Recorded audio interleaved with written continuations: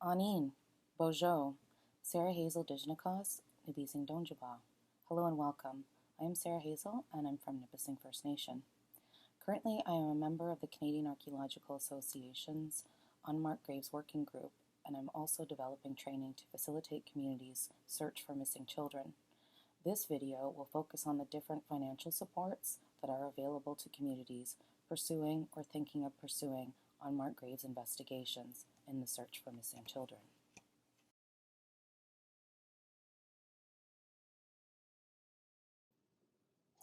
Before we get started, it is important to take care of yourself mentally and emotionally because unmarked graves investigations can bring up distressing content. Please make sure you have health supports in place, or you can call one of the numbers on the slide if you are feeling triggered and you can speak to a health professional. And I'll just leave this a second for you in case you want to write one of these numbers down.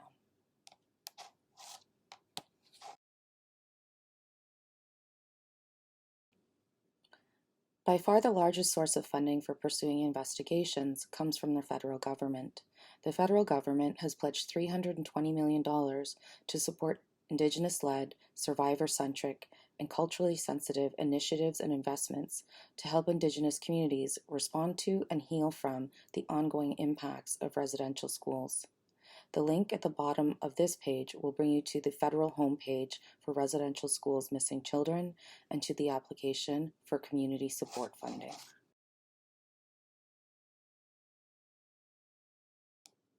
Who is the funding for?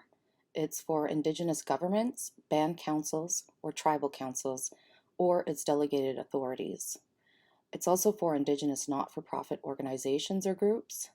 And finally, it's for organizations, including survivor groups, demonstrating a close working partnership with and directly by Indigenous governed organizations. In terms of eligible activities, this includes engaging partners and other home communities to develop an inclusive approach to locating missing children and their burial sites at a specific residential school. Gathering knowledge or conducting local research about missing children and the location of burials at a specific residential school, and developing plans and proposals for unmarked or known cemeteries and burials at a specific residential school. In terms of memorialization or commemoration, identifying burial site memorialization initiatives, including installation or restoration of grave markers, placement of small monuments or other activities such as healing gardens or places for contemplation, and organizing commemorative events for cemeteries, unmarked graves left undisturbed, and honoring survivors. In terms of bringing children home, that can include identifying potential burial locations by conducting field surveys and/or archaeological investigations, engaging with other affected communities, leading to develop an inclusive approach for the identification of individual remains and their potential relocation, and holding on-site ceremonies and other activities before, during, or after field work is conducted according to cultural protocols such as community feasts and healing circles. If activities that your community is thinking about do not fall under these categories, the federal government will facilitate identification of other relevant funding sources. Other federal funding supports exist for the demolition or rehabilitation of residential school buildings. Also, the construction of new facilities on reserve so that activities currently taking place in these buildings can continue. If you are interested in any of these, please contact the email address at the bottom of the slide. British Columbia, under the Ministry of Indigenous Relations and Reconciliation, MIR, is offering funding through the BC Residential School Response Fund with up to $475,000 available for each Indian residential school or Indian hospital. Funding is available for mental health and wellness and clinical supports, traditional wellness and cultural supports, archival research, engagement with elders, knowledge keepers, survivors, intergenerational survivors and families, engagement with First Nations, local governments, and landowners, the procurement of technical expertise, communication supports, training and capacity development, planning and project management supports, and policy development. This fund complements the federal funding available through the Residential Schools Missing Children Community Support Funding. The Ministry of Indigenous Relations and Reconciliation is working with Indigenous Services Canada, ISC, Crown Indigenous Relations and Northern Affairs Canada, CERNAC, and the First Nations Health Authority, FNHA, to coordinate funding supports. The partners are taking a no wrong door approach by working with communities in a coordinated way to meet their needs.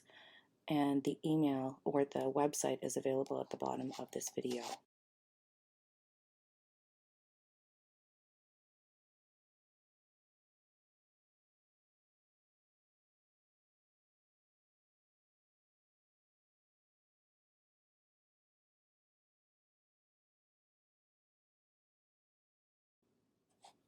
The Manitoba government and the First Nations, Inuit, and Red River Métis Council on Residential Schools is allocating $2.5 million to Indigenous governments and organizations to co-develop Indigenous-led approaches to find and memorialize missing children and promote collective healing and reconciliatory action.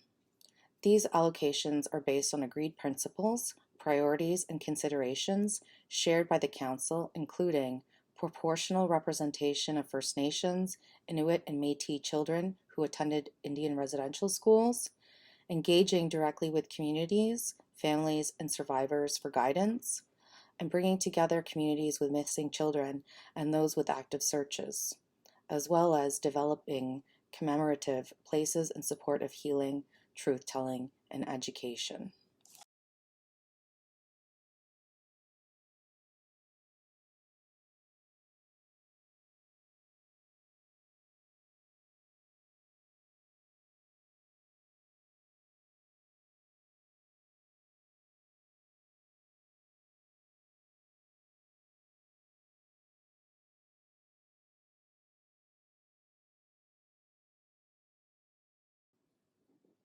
In addition to the $10 million Ontario originally committed in June 2021 to help locate unmarked graves of Indigenous children who died at residential schools, the province has announced another $10 million in funding support.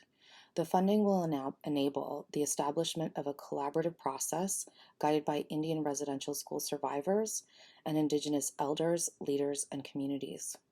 The fund was created to enable and support an Indian residential school unmarked graves burials identification, investigation, protection, and commemoration, and to make provincial technical resources available to interested communities and create a roster of technical experts, including archaeologists, forensic specialists, historians, and death investigators for those communities that would prefer to make use of private experts.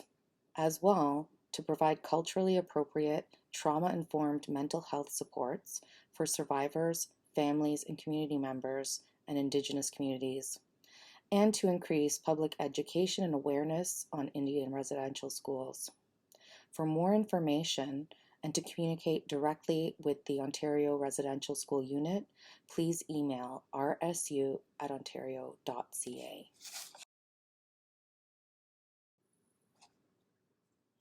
The Northwest Territories is providing support through their Cultural Places program with funding to build technical capacity for investigation surveying and or to hire specialists, with funding to retain archaeologists or other specialists, and funding for conducting site surveys.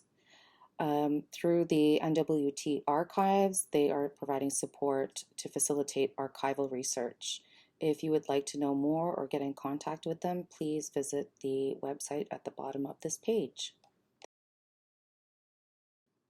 Thank you for joining me for this module on financial supports for investigating unmarked burials. If you have any questions, please contact me at shazel3@uwo.ca. Miigwech.